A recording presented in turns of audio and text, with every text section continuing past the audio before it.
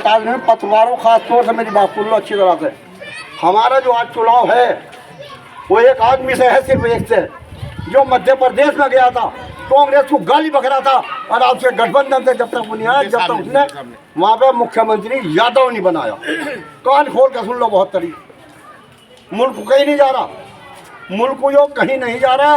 ये लफंगे कह रहे हैं यहाँ चला जाओ, वहाँ चला, वहाँ इकबाल सुन लो भाई अच्छी तरह से। मेरा नाम हाजी इकबाल सैफी है, पश्चिम उत्तर प्रदेश डिस्ट्रिक्ट मुजफ्फरनगर का हूँ। अगर मीडिया वाले सुन लो, मेरी आवाज़ तो बहुत तेज सुन लो।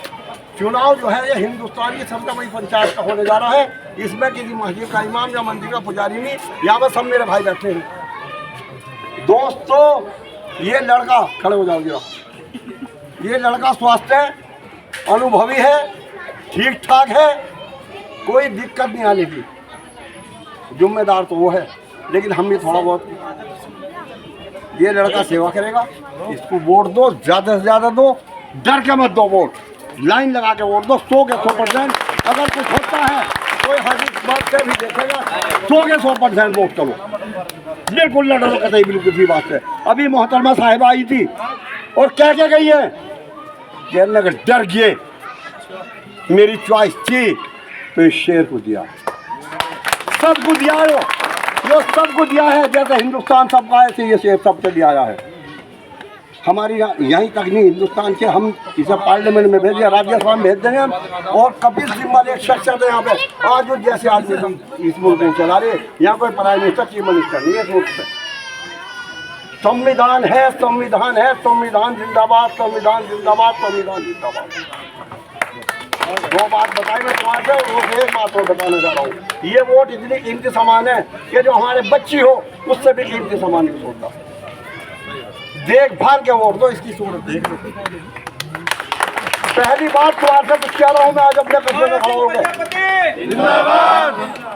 पहली बात तुम्हारे से कस्बे में कह रहा हूँ मैं, एक बार चुनाव लड़ा लिया मैंने, मुझे सताया ही है। मैं किसी से कॉल नहीं करता, मेरी मदद कर दो, मेरी मदद तो वो करने वाला है। मैं फिर एक बार तुम्हारे से भीख मांग रहा हूँ, इस आदमी के लिए हत्या के निशान पे वोट लगा दो, इसकी नेता को प्राइम मिनिस्टर बनवा दो। दारा सिंह प्रजापति, दारा सिंह प्रजापति, दारा सिंह प्रजापति।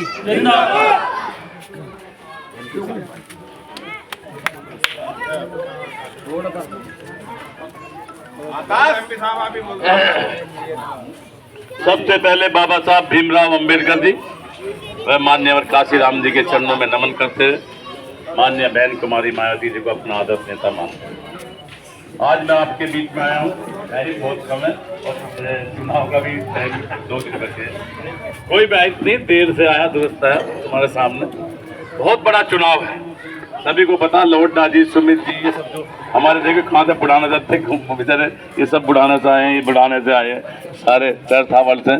तो सारी 5 विधानसभाएं हैं और लगातार मुझे दूसरा महीना हो गया है। बहुत ही बड़ा चुनाव है, हमारे बस की कहाँ, हम जैसे के बस की कहाँ चुनाव होता है। इतना बड़ा चुनाव लड़ने के लिए तो वे होते हैं जिनके बड़े बड़े खजाने होते हैं, जिन्हें प्रैक्टिस होती है चुनाव लड़ने की। यहाँ तो आदत भी चुनाव लड़ने की नहीं, हम पे तो रोड पे पिटने की आदत तो थी, रोड पे पिटने की आदत थी, पिटते आ रहे थे काफी लंबे टाइम से। और बहन जी को पता लगा, क्योंकि लंबे टाइम से बहन जी के सिपाही हूँ, मुझे काफी 15-20 साल हो गए हैं, बहन जी का झंडा नहीं उतारा आज तक। इसी का फल मिलता रहा हर साल मुझे। कभी पिछले साल कॉलोनी ढा दी, उससे पहले मेरे मकान दुकान सब सील कर दिए, क्योंकि 10 साल ये सरकार चलती आ रही है। इसके हम लोग विरोध में हैं, क्योंकि हम चाहते हैं अपने समाज में हिस्सेदारी, अति पिछड़ों की हिस्सेदारी होनी चाहिए तय। हिंदुस्तान में हम लोग बसते हैं, सभी लोग हिंदुस्तान के वासी हैं, कोई बाहर से आए तो नहीं है, मगर इसकी सरकार की नीति नियत इतनी खराब है कि 15, 17, 12% के लोग, सारा हाजमा खत्म है, उनका हाजमा इतना तेज है कि सारा हम जैसे की हिस्सेदारी खा जाते हैं। तो हम भी तड़पते हैं कहीं ना कहीं हमारे भी लोग राज्यसभा में हो, विधानसभा में हो, विधान परिषद में हो, लोकसभा में हो। जब 4.5% प्रजापति है तो कहीं ना कहीं 30 टिकट एक बार में लोकसभा के होते हैं, मगर 70 सालों में एक नहीं मिला। तो इसका दर्द हम सड़कों पे झलकाते थे, आज तक सड़कों पे लाठियां खाते थे, मुकदमे झेलते थे। मगर जब बहन जी को पता लगा कि यहाँ से नहीं मिलने वाला सड़कों से, ये तो बहुत बड़ी अदालत है दुनिया की, वहां जब बैठोगे वहां से फैसले होते हैं तकदीरों के। तो मेरे भाइयों, मुझे बहन जी ने आशीर्वाद दिया